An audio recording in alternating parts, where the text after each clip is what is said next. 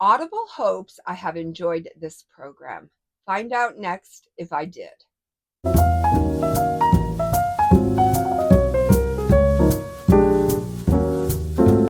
Yay, you made it. I've been waiting for you. Hello, my name is Floss. This is the Grape Jelly Library where we love to talk about books. Thank you for joining me. I always look forward to your visit. The book that I have just finished reading has me it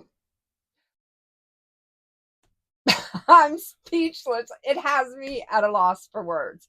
It is a 5-star read, but considering who the author is, it's to be expected. Those of you who are fans of Kate Moore know what I'm talking about.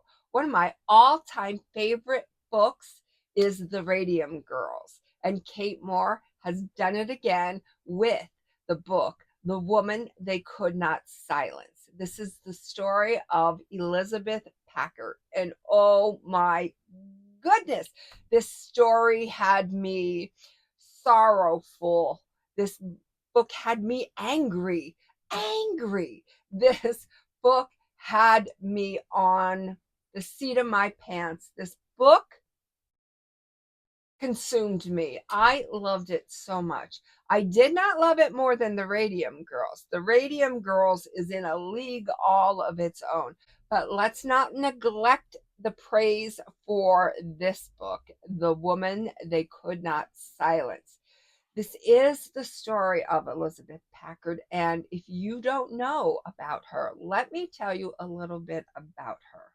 She was a woman that came from the circa around the 1850s, and her husband thought her mental because she didn't think like him and she didn't say the pretty little words that he wanted her to say. So he thought she must be mad, and for sure she is a perfect prime candidate for an insane asylum. Yes, you heard me right. In order to qualify for an insane asylum back in those days, all a married woman had to do was think differently from her husband. Or, even more shocking, is read. If you read too much, if you caught reading too many hours or too many books and you were female, you were considered insane and worthy of a trip to the insane asylum. And I am in shock. I could not believe what I was hearing, but it is true. Elizabeth, oh my goodness, thank goodness for women like Elizabeth. I have read many a story about our women martyrs. Cleopatra. What was one of my favorite? Joan of Arc. Oh, I love the story of Joan of Arc. These are women that we can draw strength from. And when we think we can't do something, these women give us power and hope and um, positive way of thinking to fight a battle that seems unconquerable. Elizabeth had children. Okay, so let me just calm down a little bit because I'm a little fired up with this one. Elizabeth had children, but her husband forbade her from seeing them. She was put into this insane asylum for years where the women were treated so horribly, horrifically. Straight jackets, cold baths, drownings. It was awful. Elizabeth did everything in her power to make sure that these women were treated humanely. They went for long periods of time without bathing, if they even bathed at all.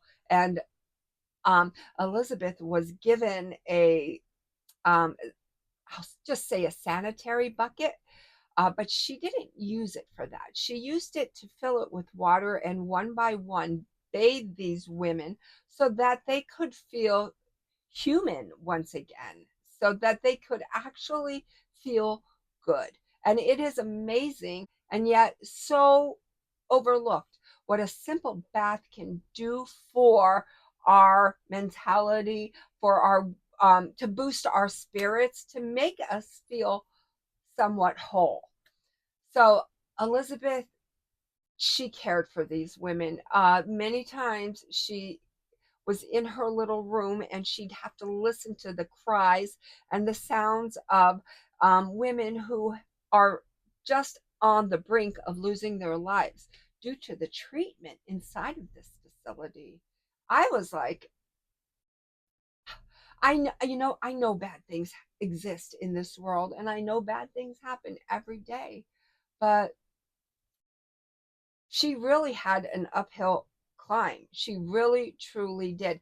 And just when it seemed like she would make a little headway, there were more obstacles in her way. So much for her to overcome. I'm not going to tell you how it ended, if she succeeded in her battle to win the freedom of these women or better treatment of the women that really were a little bit as far as their treatment goes, or the women that actually were not mental at all. They were just as sane as the men that were putting them in to these facilities. And if anything, I would think that the men were insane to think that that is where a woman belonged back in those days, because she was not obedient in her ways of thinking, not in conjunction with the thought process of her husband.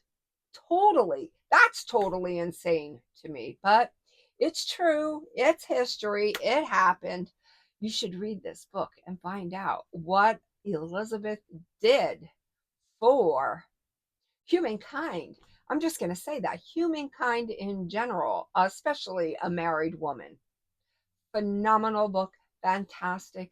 I enjoyed it so much. I have even put off my spooky, scary skeleton Halloween book, a readathon reads, in order to finish this. And I have another 5-star review coming up very, very soon. So pay attention and watch out for that one, because 2 back-to-back books, that doesn't happen very often. And home run, home run. Loved them both. I won't reveal what that other book is until I'll put a video out very, very soon. Maybe tomorrow after work.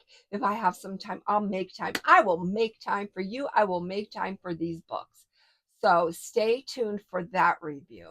Until we meet again, know that I love you. Don't let those bad days win. And when you dream, make sure you're dreaming big.